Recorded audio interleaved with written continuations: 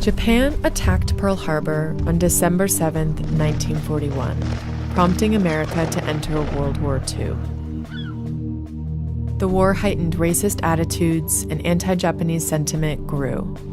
Many suspected their Japanese-American neighbors might be spies or saboteurs.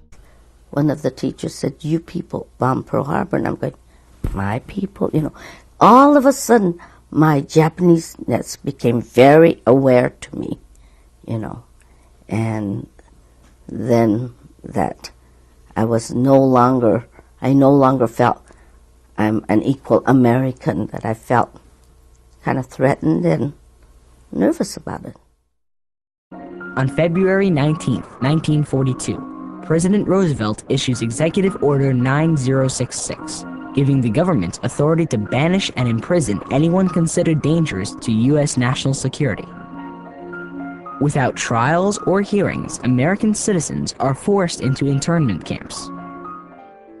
Because they are Japanese and now considered an enemy race, more than 110,000 men, women, and children are imprisoned. The first evacuation of Japanese Americans from their homes took place in April 1942. 1,500 people boarded trains in San Diego, California, not knowing their destination.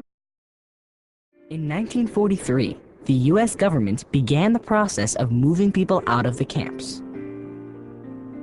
The process started with the distribution of loyalty questionnaires. These questionnaires were lengthy and confusing.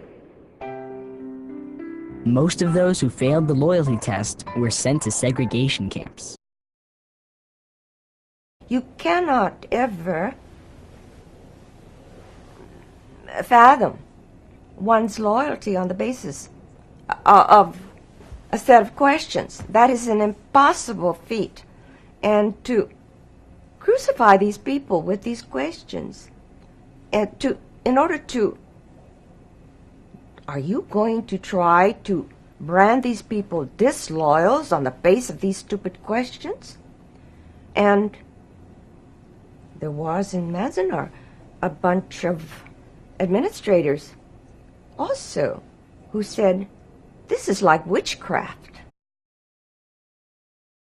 In January 1945, the executive order was rescinded. The internees were released.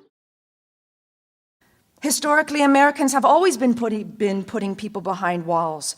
First, there were the American Indians who were put on reservations, Africans in slavery on their lives on plantations, Chicanos doing migratory work in the kind of camps they lived in, and even to the Chinese when they worked on the railroad camps, where they were almost isolated, dispossessed people, disempowered. And I feel those are the things we should fight against so they won't happen again. This whole period of what the Japanese went through is important. If we can see the connections of how often this happens in history, we can stem the tide of these things happening again by speaking out against them.